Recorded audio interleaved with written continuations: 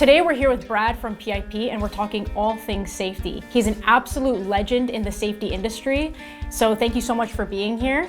Absolutely. I'm super happy to be here.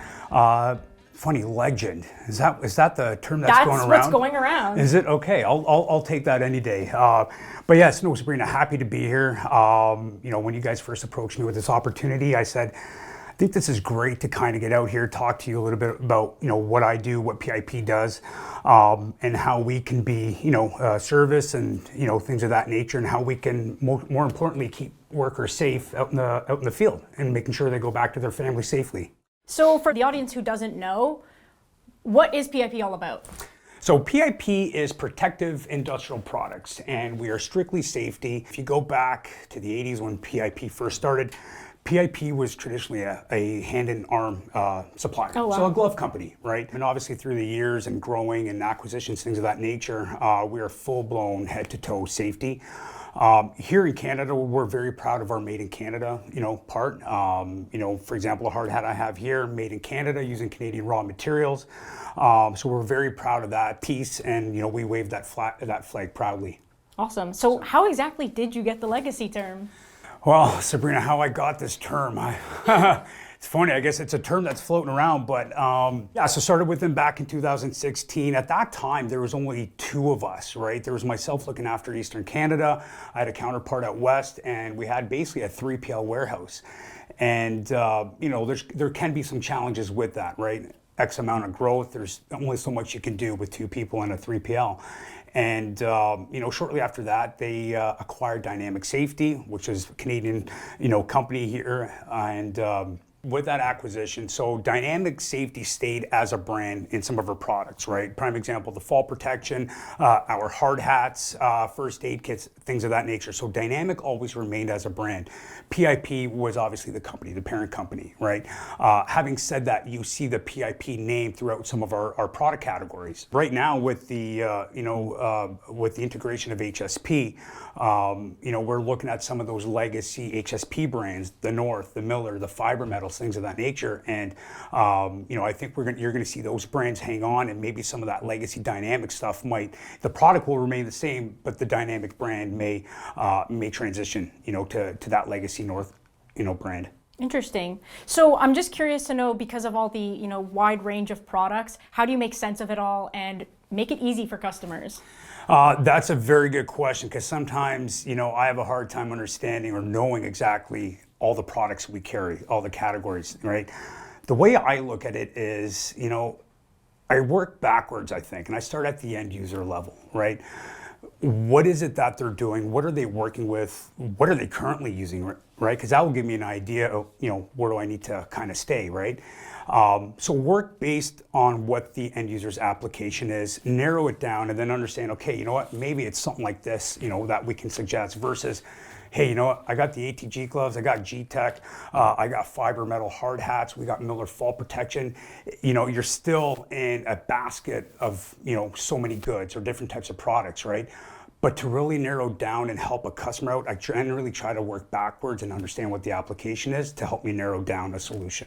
I love that, because you said a word, you said application, and Yeah. we always ask, you guys always ask us, what is the application? Because there is such a wide range of products, it's completely overwhelming. So you want to know the specific job that's being performed so that you can find the specific product. Absolutely, and you know what, I'm going to use hand protection as an example, which is now under my responsibility. And this is a common category we see it happening, right? Where I will get a call or an email from anyone saying, hey, you know what, we're using ABC glove from 123 company. What is your equivalent to that, right? And a lot of times it's like, am I really solving a problem, or am I just, providing apple to apple, scenario where I'm not solving a problem? And maybe it might be a problem they don't even know they have, right? But when you start to discover and ask those questions, you start to, peel the onion back and understand, okay, we have a little bit of a situation here, right? Maybe it's not so much of, guys getting cut at work, it's hand fatigue, right? So maybe it's not the glove itself. Maybe it's the coating. Maybe we can get them in a better coating that's going to work with them versus working against them, right? And then they're going to have a better attachment to that safety product they're using. I love that. Yeah, it's very interesting how you want to get down to the specific job or application. So I've got to ask the big burning question with PIP's acquisition of Honeywell. What are the biggest opportunities and challenges? Everybody's been talking about this. Yeah, it's I know this is definitely over a year now, and I mean when the news first came out about PIP acquiring the HSP product line, and again, it's not that we acquired Honeywell, we acquired the safety division of Honeywell, right? So all those premium brands, the Fiber Metal, North, Uvex, Howard Light, etc. The industry is very excited about it, right?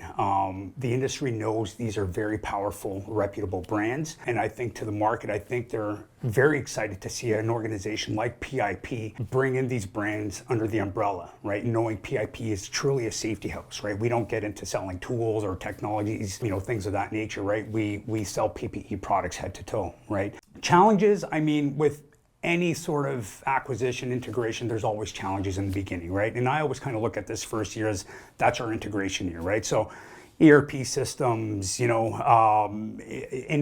SKUs, all that kind of stuff, not getting out in a timely manner. Those are always challenges that I think any organization is going to face when you're integrating a big beast like HSP. Having said that, one thing I probably would have to admit is PIP has done an outstanding job communicating to our customer base where we are with the integration process, right? If we're X amount of days behind shipping, things of that nature, right? So I think we've done a pretty good job communicating to our customer base where we're at when it comes to that. Once you kind of get over that hurdle, I think we're just going to have fun with it.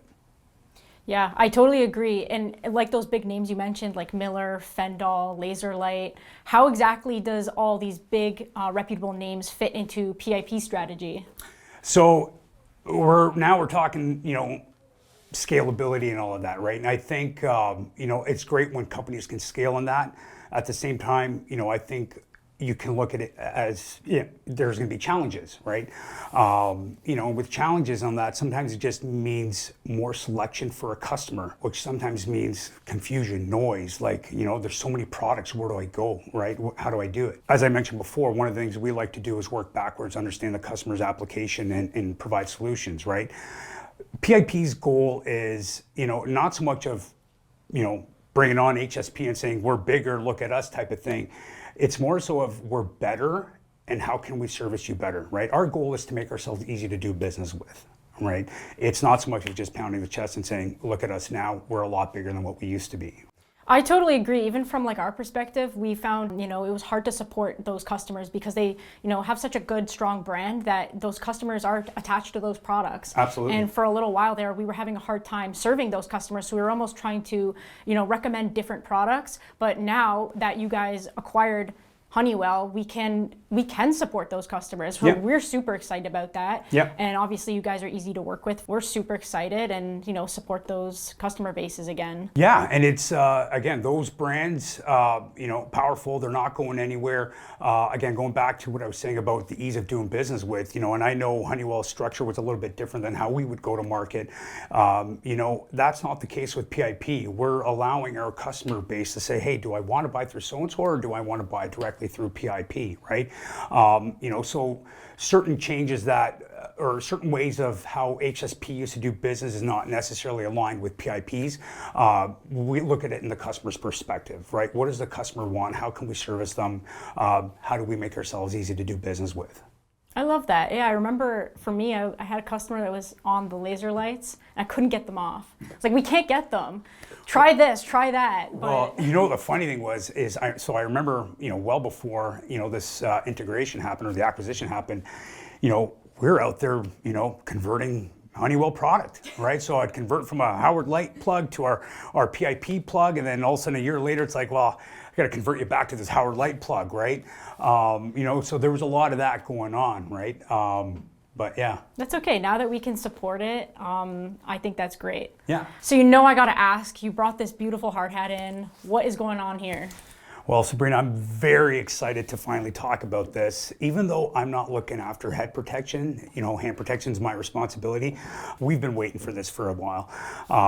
This is our brand new Razorback. It's the industry's first safety helmet with a removable brim. And we have options of going with a full brim for guys that like working at the side of the road, or almost like a hybrid cap style type of brim, right? And I brought the two colors here to show you that the cool thing with this is you can obviously, mix match different colors, and it's great for things like a construction site. You got the foreman wearing a white brim, you got the iron worker wearing a blue brim, so for identification purposes, I think it's a great little selling feature. Made in Canada, using Canadian raw material, wave that flag. But the cool thing with the Razorback is we do it in CSA Type 1, CSA Type 2. We also do it with the MIPS technology, which is multi-impact protection system. And MIPS actually started in equestrian. And so basically the science behind that is when we fall or get some sort of blow to the side of the head, there's rotation happening, inside of your head, right? And that's usually what causes things like, concussions or other sort of brain trauma or head trauma, sorry. The MIPS technology will minimize that, right? And so what happens is, the actual suspension can rotate, right? So preventing some of that brain trauma. We've partnered with a company called Quinn. And Quinn is basically a safety management system, right? You can tether it to hard hats, maybe other types of PPE products, but in the event you have a worker that has fallen, he doesn't have anybody else around him. With certain touches on the hat, he can notify somebody that he needs help, or I think even automatically it'll send a notice to somebody on the other side saying, hey, John Smith is down in lot 3 type of thing and needs medical attention. Wow, I've never heard of that right? before. That's so cool. It's not just a bucket on your head anymore. There's science, to it now. And I think that is kind of the evolution of, where PPE is going. It's not just a first aid kit anymore where, somebody back in the day would get hurt, over to the first aid kit, put a bandage on them, back to work, and then, prevention started happening where you would see PPE products coming out to the market. Now in today's day and age, we're seeing a lot of technology, being introduced into PPE, right? Heated clothing, things of that nature, tracking systems, yeah. I love that. I could see that being a standard. Absolutely, yeah. Who knows? You never know. Maybe in 5 years from now, CSA is going to be mandating that you have to have, Quinn or something similar to that, And that's the thing. The regulations change so fast, and it's amazing to see how a hard hat can have so much technology in it now. Yeah. Who knows? Who knows what it's going to look like in 5 years from now? Exactly. And I noticed when you picked it up, it had a chin strap on it. Is that built in? That is built in. So with most of the integrated, safety helmets you see out in the market, right, they do have what we call integrated chin straps, right? So it kind of goes through the suspension and probably tethered to certain parts of the actual shell, right? Our integrated chin strap, we actually feature our brand new, what we call a magnetic chin strap, right? So for donning and doffing purposes, makes it a little bit easier, for the construction worker, right? So I can just put it on there and it easily connects, right? Also comes with a little chin pad. Now, I would probably say in the last 12 months, more than that actually, there has been a big transition, in the construction industry where, some of the big national GCs are mandating that, it's got to be type 2 with a chin strap, right? And some use the verbiage integrated chin strap. My way around that is, sure, I love to showcase the brand new latest and greatest technology, but at the end of the day, if you're wearing a standard Type 1 cap style hard hat or a Type 1 full brim, you can easily just, purchase the chin strap accessory, attach it to the suspension, and you're 100% compliant. Our chin straps have been tested under an ANSI retention test for our hard hats, and they all pass, right? So you're totally safe to use that on the construction site. Now, every construction site has their own rules and regulations, right? So some might not accept an add-on accessory. It might have to be an integrated chin strap. But a lot of times I seem to think that, going this route might be overkill for some of the applications out there. I think making that small little investment adding a chin strap to your hard hat is probably, the way to go. Interesting. Yeah, we've been getting a lot of questions about the chin straps, and there's been a lot of conversation going on around that. It's a big gray area, and I remember talking to an individual with a certain company, and he wasn't quite sure about the verbiage they had in their their rules and regulations and that. And he said, "Brad, I just need a hard hat that's got a chin strap." I'm like, "Okay." here's option 1 or option 2. We can take what you have, go to a type 2, and we can add on an accessory. So what are you most excited about in the years to come for the world of safety and PPE? Coming from the manufacturer side, I always like to see when regulations, compliance, gets enforced, right? Because when things like that get enforced, they're doing it for, one benefit essentially. It's to protect the worker, right? And here at PIP, we're all about, producing quality products that are compliant, that are designed to keep the workers safe so they can go home to their families and that, right?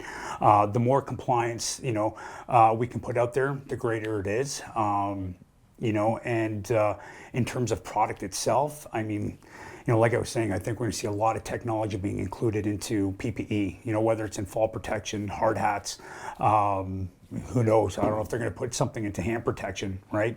But I think we'll see a lot of that technology being introduced into PPE. It is interesting looking back and seeing how the technology has changed products. They're getting a lot more comfortable for users and just safer overall. Yeah, I mean, one of my philosophies, and I always say this, is you want the PPE to work with you and not against you. Because sometimes just as a do-it-yourselfer at home, whether I put on a glove or a safety vest or something like that, and it's like, man, this is just garbage. Take it off, throw it out, grab another pair, right? Or you put that cheap safety glass on, it's like it's constantly fogging, I can't get the job done, right? So, with that, I mean, you can see there's efficiency issues there, right? There's downtime. Now an employee's got to take off that safety glass. Either he's cleaning it or he's throwing it out, he's got something better, or the glove is not working for him, so he's taking it off to, do some precision work, things of that nature. Whereas you look at gloves right now, like for example, this is our brand new Paradox line, right? And this is a 21 gauge shell. And when I talk gauge, think of speaker wire, right? So the higher the gauge, the thinner the cable is, right? Same thing when it comes to the yarn. So the thinner the yarn.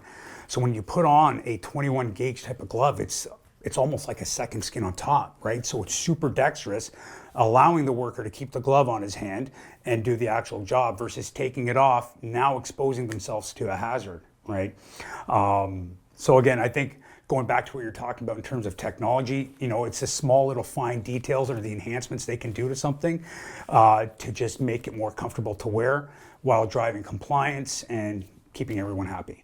Seriously, it blows my mind that even a glove can have a piece of technology in it. It's just, it's amazing to see how it has changed throughout the years. Oh, it's crazy. I mean, it's funny, I joke with my dad about this sometimes where, he'll come over, he's an electrician, and he'll come over and do some electrical work, and he's got these old school looking gloves, and I'm like, what are you doing? I'm like, try these on, right? And he puts it on, he's like, this is amazing. Like, yeah, I don't use anything like this. And I'm like, just think about all the work you can do without pinching your fingers, splicing cables, things of that nature, right?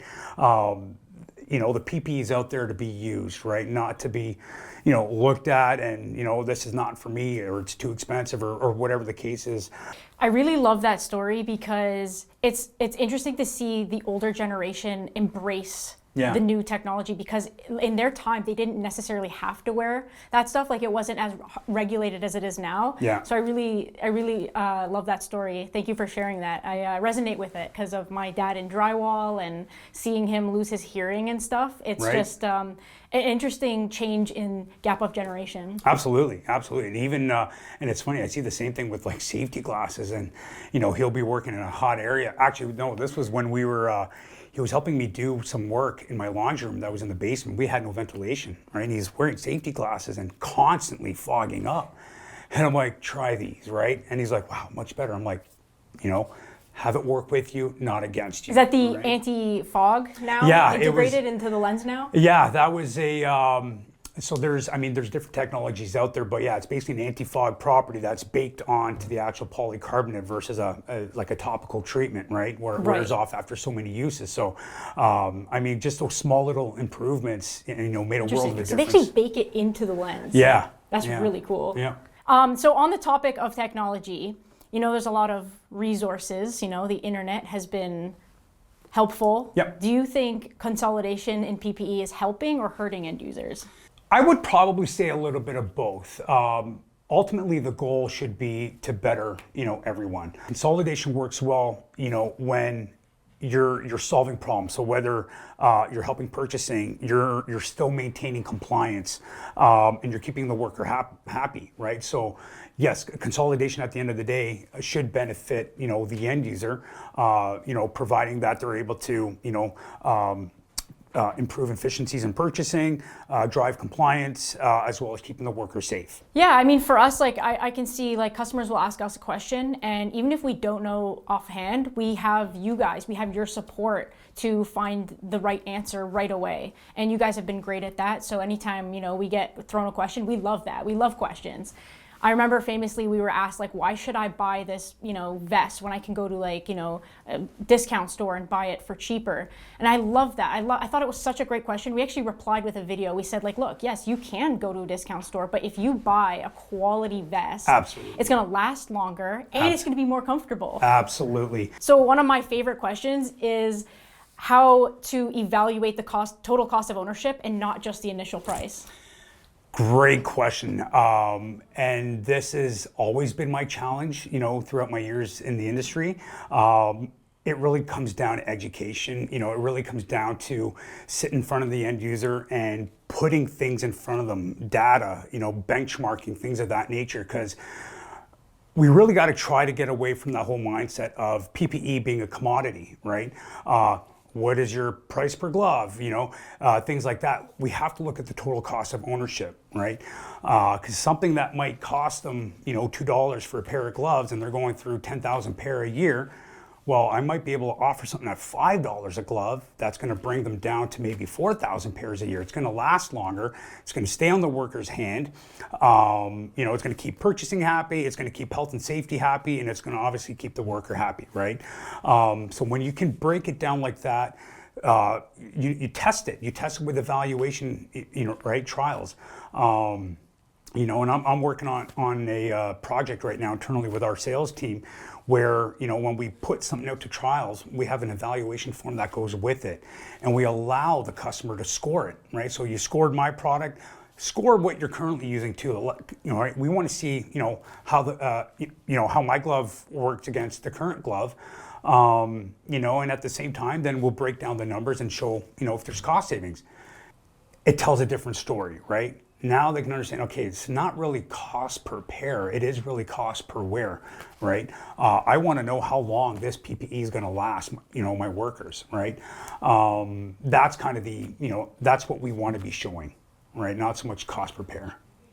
I love that because it's true. You can, spend the, the discounted price, but if you get the quality product, it's going to last you longer. Absolutely. It's going to be more comfortable. Yeah. And overall, it's going to save you money. Yeah. Can't go wrong with that. I love sometimes talking with the newer generation. And when I say that, sometimes doing trade shows, and they see things like this or a cool looking impact glove, they're like, because they're the younger generation, they want the latest and greatest. They want to look fashionable and all that, right?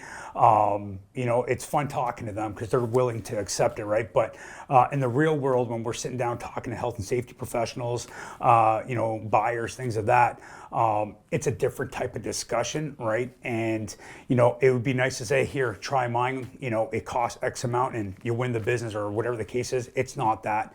It shouldn't be that. It really should be, let's look at what your total consumption is.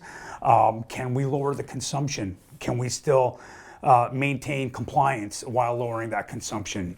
How do your workers feel about the change, right? If you can check all those boxes, then it's a home run. I love it. I love saving money. I love saving our customers money. All right. So I wanted to ask, you mentioned earlier about data. So I'm curious to know how the role of PPE is evolving as safety programs become more data-driven.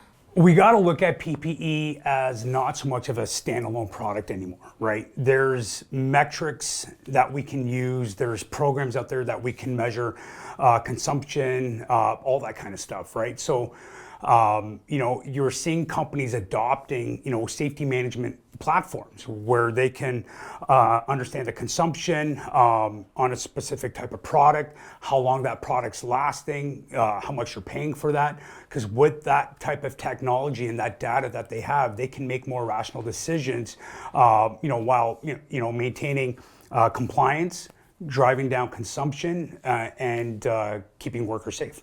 I do want to briefly mention, I got to ask, where exactly does sustainability realistically fit in purchasing decisions?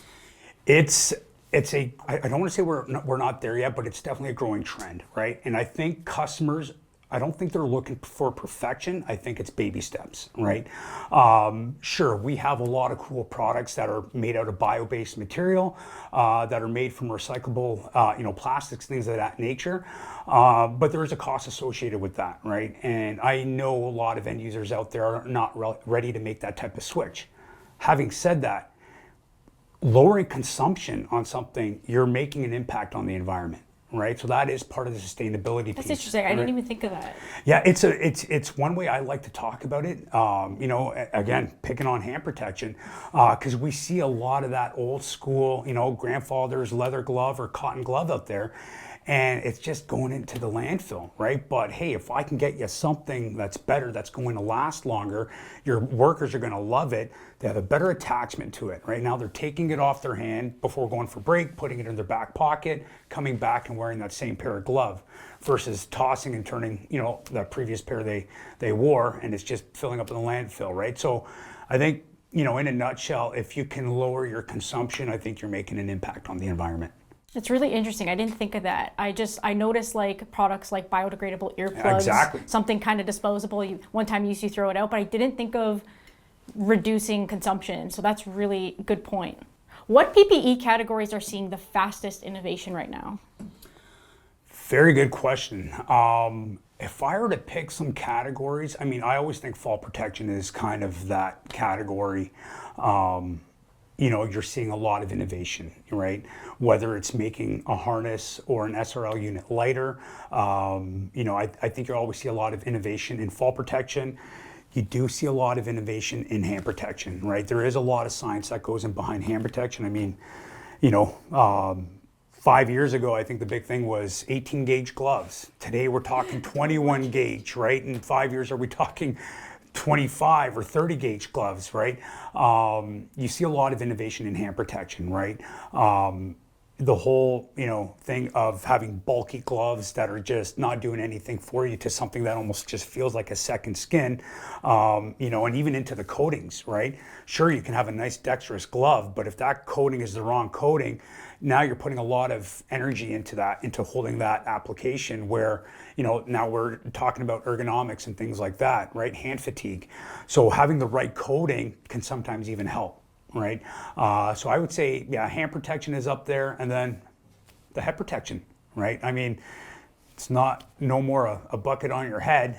We call this advanced safety protection now, right? Oh, wow. Okay. Yeah. Interesting. I want to shift gears a little bit. I'm curious to know, what does the ideal customer, manufacturer, distributor relationship look like? That is a great question. What I'd probably say to that is transparency, right? Partnerships, you have to be transparent. All three parties need to be talking to each other, right? So as a manufacturer, we can be innovative, we listen to our distributors. You're out in the field. You're banging on the doors. You guys know where those smokestacks are, right? You understand what your customers' problems are, right? And same thing at the end user level. If they can be transparent, with you, provide information, their challenges, things like that, and if we can all sit down at a table, understand, what it is they need for, not only your service levels, but our expertise, as well as innovating something new for them. You check all those boxes, and I think it's a good married relationship. It gets both you and I sticky with the customers, all right? It's value we bring to them, and it's a trust thing, right? So transparency is the biggest thing I would have to say. I completely agree. From like our perspective, we see you as like a resource. You're the expert, and if we don't know something, we come to you guys, and you do a great job answering, those deep product knowledge questions, or even your website. It's a great resource for us to go to a step before reaching out to you guys. So, we do get those questions, and you guys are right there with us. Cool, yeah. I would have to say our website is second to none. A lot of cool interactive tools on there. it's not just so much of a website, but, here's the products we carry. There's a lot of white paper material there you can go and educate yourself with. So I am proud to say that we have one of the best websites. I can attest that. It is amazing. It is a great resource. That's how I see it, a nice resource. Very clean, nicely laid out. Yeah, phenomenal job. You guys definitely did a good job there. Awesome, thank you. So now I kind of want to pick Brad's brain a little bit. So I'm curious to know, what should listeners right now be paying attention to that they might be overlooking? I would probably have to say SKU rationalization. Anything to kind of remove a lot of that outside noise. And when I say outside noise, hey, new and improved, try the latest and greatest. You need this, you need that, right? Talk to your distributor rep, your manufacturer's rep, understand what I need. I don't need to have 4 different types of gloves or 5 different types of safety glasses, right? Standardize, rationalize those SKUs, drive out all that complexity. I love that. That totally resonates with us because one of our missions is to help simplify safety. Yeah. It is a very confusing and forever changing world. So for my last question, I'm just curious to know if you could change one thing about how companies approach safety, what would it be? That is a very good question. And what I would probably say to that is let's not focus so much on compliance driven. Yes, that is a very important part and a crucial part to it, but let's look at more application driven, right? Yeah, I need a CSA Type 2 hat. Well, why do you need a CSA Type 2 hat, right? You're fine wearing that, right? Why do you need to go to a cut 9 glove, right? You're wearing a cut 3, cut 4 glove. Nobody's getting hurt with it. The workers are happy with it. Yes, because it's a higher cut rating. Are you more protected?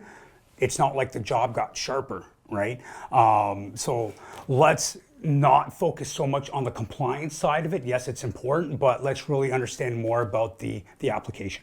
All right, we'll wrap it up there. Brad, thank you so much for coming in. This has been so much fun. Thank you very much, Sabrina. This has been great. You can check out PIP products on internationalsafety.com, and if you have any questions, please reach out to us, and we'll see you in the next one.